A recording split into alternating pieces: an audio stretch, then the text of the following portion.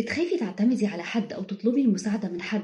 يعني لو انتي في البيت وبتعملي شغل البيت وجت بنوتك قالت لك أنا ممكن أساعدك يا ماما، انتي بتقولي لها لأ مع إنك من جواكي مش قادرة. لو حد سألك بتحبي إيه أو بتكرهي إيه بتترددي وما تبقيش عارفة، مش عارفة نقاط القوة بتاعتك ولا نقاط الضعف بتاعتك ولا عارفة أهدافك في الحياة. قاسية جدا مع نفسك مع إنك متعاطفة مع أي حد.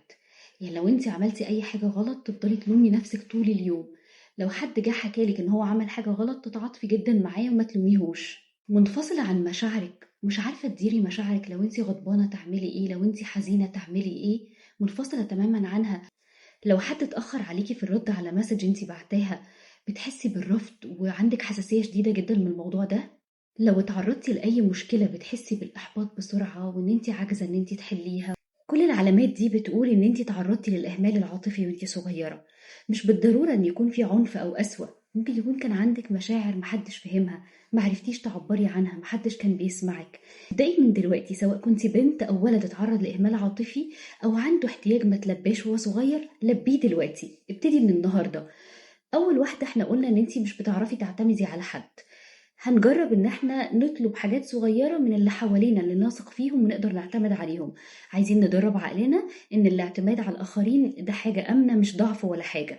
تاني حاجة، لو مش بتعرفي تعبري عن مشاعرك كويس أو مش عارفة ولا فاهمة بتحبي إيه بتكرهي إيه الحاجات دي، ابتدي من النهاردة. اكتبي إيه الحاجة اللي فرحتك النهاردة، إيه الحاجة اللي ضايقتك. تالت حاجة، ابتدي من النهاردة تبقي حنينة على نفسك. لو غلطتي ما تقوليش لنفسك كلمات قاسية زي أنا فاشلة، أنا أصلا عمري ما هتغير، أنا أبدا. غيري الكلمات دي، مش مشكلة، إيه اللي هيحصل يعني، إن شاء الله حلها المرة الجاية.